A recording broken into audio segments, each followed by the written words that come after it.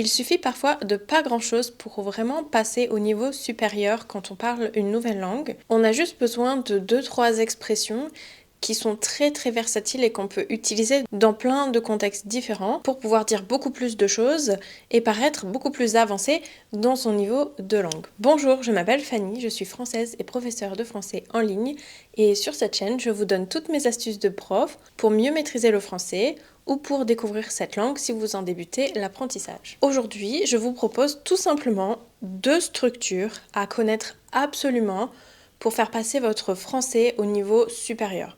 Ce sont 2 expressions que vous pouvez utiliser dans plein de contextes différents avec des petites modifications à chaque fois et qui vous permettront de dire plein de choses différentes. Donc, notez-les bien. Je vais vous donner des tonnes d'exemples pour que vous puissiez avoir une idée de comment les utiliser et essayez, après avoir visionné cette vidéo, de tout de suite les réutiliser, les utiliser pour ne pas les oublier tout simplement.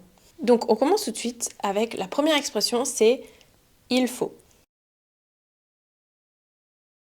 Normalement, si vous avez un petit niveau de français, vous avez déjà entendu cette expression.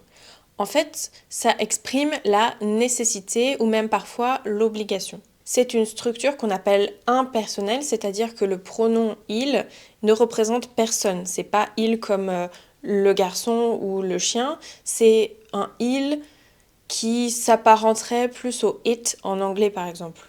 Et faut, c'est le verbe falloir qui est conjugué ici au présent, mais on peut aussi le conjuguer à d'autres temps, évidemment. Il faudra, au futur, il fallait, à l'imparfait, il aurait fallu, au conditionnel passé, etc. etc. Aujourd'hui, on va voir juste il faut parce que avec 3 structures différentes, vous pouvez l'utiliser dans plein de contextes différents. La première, c'est il faut avec un nom. Par exemple, il faut des œufs pour faire des crêpes. Il faut 7 heures pour faire Paris-Toulouse en voiture. Donc vous voyez, ça exprime ce qui est nécessaire d'avoir pour faire quelque chose. Si je veux faire des crêpes, il faut des œufs. C'est nécessaire. Si je veux aller de Paris à Toulouse, en termes de temps, il faut 7 heures. J'en sais rien, plus ou moins. Donc on peut avoir une quantité de choses, on peut avoir un temps, donc une durée. Il faut 3 jours, il faut 1 heure pour aller de l'école à la maison, etc. etc. La structure, c'est il faut, en général un nom avec une quantité, et puis pour, et un verbe. Ce qui est nécessaire dans le but de faire quelque chose. La deuxième structure, c'est il faut avec un verbe à l'infinitif. C'est aussi la nécessité, mais c'est plus une vérité générale. Alors, le premier, c'était aussi une vérité générale. Mais par exemple, si je dis « il faut étudier pour devenir médecin ». L'équivalent avec une autre structure, ça serait de dire « on doit », le « on » général et le verbe « devoir ». Il faut partir tôt pour éviter les bouchons.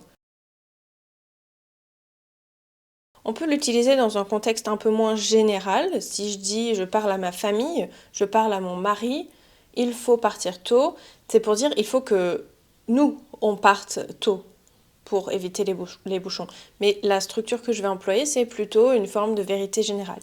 Il faut partir tôt. La troisième, c'est un petit peu plus difficile parce que ça nécessite de maîtriser le subjonctif présent. Le subjonctif présent, c'est un mode et un temps, du coup, au présent, qui est un peu particulier du français ou de l'italien, de l'espagnol. Alors, je ne connais pas les autres langues, mais peut-être que dans d'autres langues, ça existe. C'est le temps de la subjectivité et ça s'utilise souvent après des expressions avec « que ». C'est pas toujours vrai, mais « il faut que », voilà, on va utiliser le subjonctif présent.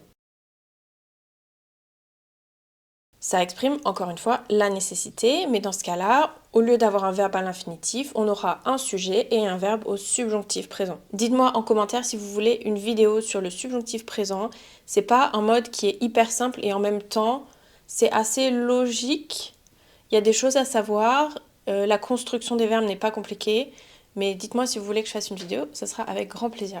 Par exemple, si je parle de moi, je vais dire « il faut que », donc c'est les choses que je dois faire, Il faut que je fasse, verbe faire, subjonctif.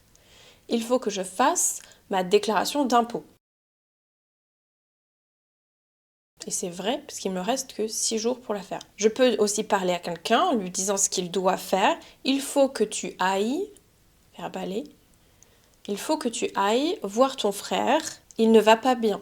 Donc ça exprime la nécessité ou même parfois vraiment l'obligation. Il faut que je fasse ma déclaration d'impôt, c'est une obligation pour le coup. Dites-moi en commentaire qu'est-ce qu'il faut que vous fassiez ce week-end par exemple. Faites une phrase. Si vous maîtrisez un tout petit peu le subjonctif, il faut que je fasse, il faut que j'aille, il faut que je prenne, il faut que je sois, verbe être, il faut que j'ai, verbe avoir.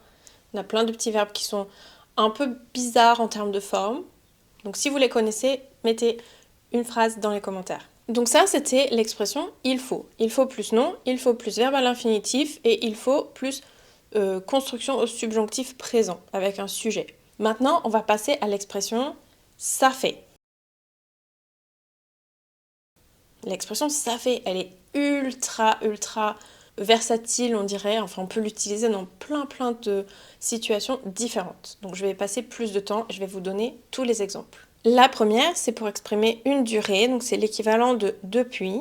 C'est de dire ça fait, durée, que. Exemple, ça fait 2 heures que je t'attends. On peut dire aussi je t'attends depuis 2 heures.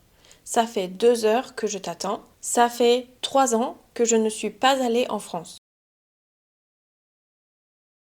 Je ne suis pas allée en France depuis 3 ans. J'ai déjà fait une vidéo sur depuis, ça fait, il y a. Je vous la mettrai ici, là, quelque part. Je crois que c'est là. Je sais plus. On peut le formuler comme une question. Ça fait combien de temps que tu apprends le français? Donc il y a toujours ça fait, une durée ou une question sur la durée. Combien de temps? Que. Et le verbe est souvent au présent, mais il peut être aussi au passé. Par exemple, si je dis ça fait 3 ans que je ne suis pas allée en France, là, le verbe est au passé composé. Ensuite, on a ça fait avec une quantité, une somme, un prix, un total, un nombre. Celle que vous connaissez peut-être, c'est un café et un croissant, ça fait 8 euros. Et oui, l'inflation, la vie est chère. On a aussi pour dire égal, 10 plus 5, ça fait 15. Ou bien, un peu plus compliqué, si on part à 9 heures et qu'on roule 3 heures, je fais un calcul, ça fait une arrivée vers midi. Donc c'est toujours pour donner le total, le résultat chiffré en général de quelque chose. Et là où vous allez l'entendre le plus, c'est en termes de prix. On additionne et on dit ça fait tel prix. Ensuite, on a ça fait avec un adjectif, un nom ou une expression pour dire ça donne l'impression. On parle en général de quelque chose de visuel ou qui a un rapport avec les sens. Donc par exemple, je peux dire cette robe, ça fait très chic. On dirait aussi avec cette musique, ça fait un peu film romantique. Ou bien, ton message, ça fait un peu froid. Ça donne cette impression. Un autre exemple, vous voyez ses parents, donc dire vous à ses parents, ça fait trop formel. Voilà, vous comprenez l'idée d'impression, le sentiment que ça donne. Et enfin, on utiliserait ça fait pour parler d'un effet, donc physique, émotionnel par exemple. On l'utiliserait avec un adjectif, encore une fois, ou avec du bien, du mal, plaisir. Je vais vous donner plein d'exemples. Le premier, Aouh, ça fait mal.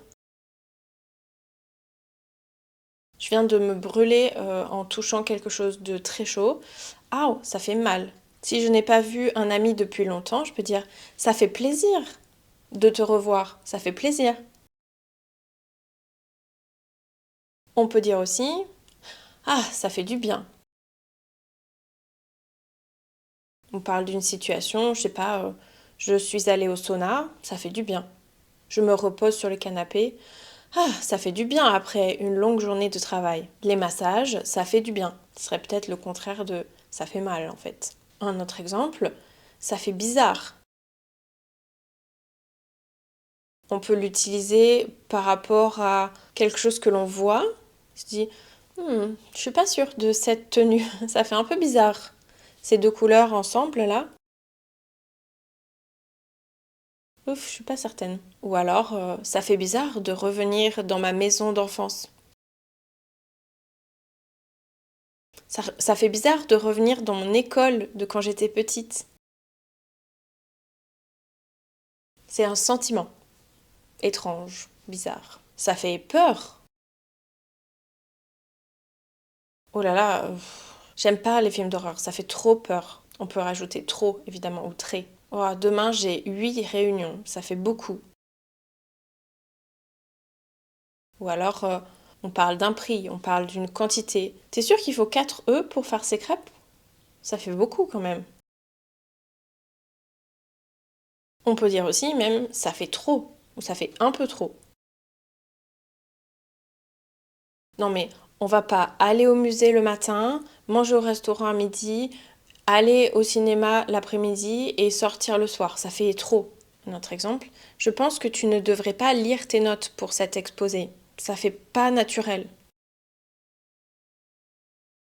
Et la dernière que vous pouvez utiliser et qui est à mon goût un petit peu trop utilisée, c'est le genre. Si on dit ça fait genre en anglais, on dirait it feels like or it's like, it gives a kind of exemple. Tu devrais peut-être te coiffer parce que là, ça fait genre tu t'es levé il y a 5 minutes. C'est beaucoup plus du français parlé, du français informel. Alors on l'entendrait pas de la part de tout le monde, mais c'est quand même très utilisé. Moi personnellement, je l'utilise de temps en temps. Donc on dirait ça fait genre et on ferait une phrase complète après. On peut dire c'est vraiment pour faire un commentaire ou une critique sur quelque chose. T'es sûr que ma tenue ça fait pas trop genre je voulais pas faire d'efforts. Voilà, pour tous mes exemples, j'espère que ces expressions vous serviront. Je pense que oui, parce que franchement, on les utilise tout le temps. Et essayez de faire des exemples dans les commentaires, je vous dirai si ça marche.